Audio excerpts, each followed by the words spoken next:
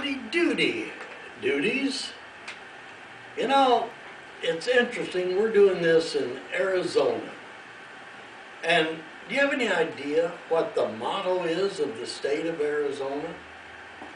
It's Adios. Roughly translated from the Latin, that means God enriches. And out here you'll hear people say a lot when you leave, adios, amigo, adios. That's from Adios. Again, that's God within or God go with you.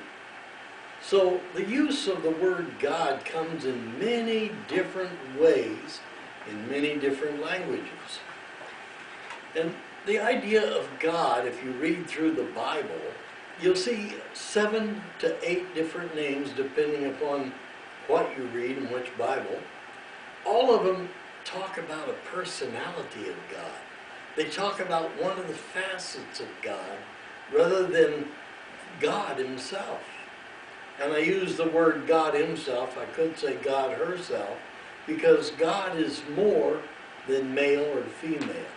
I think the most popular word for God that we hear a lot about is Jehovah. Jehovah was kind of a warlike God. He was taking care of all the battles and everything. And then there's Yahweh, another word for God. You know, to go in what all they mean simply talks about the various facets, the personality. It would be like saying that you are funny today or mad tomorrow, angry this week, peaceful next week. God doesn't change. God is always God. Now, you might be an atheist. You might say, well, there is no God. Well, for you, there's no God, if that's the way you want it. But can you tell me, how do you know there's no God? You can't prove there is no God any more than I can prove to you there is a God. I will tell you this, I'm not going to ask you to believe anything. In fact, I'm going to ask you not to believe anything. And I don't care whether it's written or stated from a position of authority or what it is. I'm going to tell you not to believe it until you know it. You yourself should know these things. You need to know beyond a shadow of a doubt what's true for you. And you can prove these things for yourself. Nobody can prove it for you. Only you can prove for yourself. That means that you can experiment, and you should experiment. Just interesting enough, today I was watching a television program where the guy said that we should ask God. There's a 2-point thing to prayer. We ask and God delivers. That's not quite the way that Jesus said it, remember? He told him how to pray. He gave you what we call the Lord's Prayer. Didn't ask for anything. He said, give us our daily bread. Sure. And forgive us our debts as we forgive our debtors. What it said was it was an exchange. God has already made everything available to you. You have to do your part. All you have to do is to get it, to do it, make it happen. After all, you are in the small, everything God is in the large. That's the way you were created, and that's the way you're going to be. You have all that opportunity.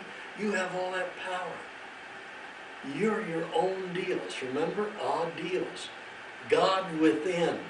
God within you is you. That's the whole idea of truth. That's the whole idea of the new thought. But it's not new. It's what was taught. When Jesus came, he knew he was going to have a problem. He said, I come with the sword, because he knew that he had to reestablish the truth, reestablish the old teaching that had been totally corrupted, changed, made into more of a political statement than a religious statement. There again, that's another Latin word, religion. That means tied to God. You're more than tied to God. God is within you. The homeopathic physician has a statement about the energy, the little thing that separates you from the corpse on the ground. It's called the dynamis. It's like dynamite. That's what spark that makes you go. That's the real you. That's spirit, the spirit within. You can deny it if you want to, but it's true. Well, I'm not going to keep doing this forever, but I am going to ask you to think for yourself. I'm going to ask you to do a little investigating. You don't need to read. You don't need to listen. You need to think. You need to go within your own mind and let it just be revealed to you. All the truth and all the wisdom is already there. You don't need another genius to tell you what you should do.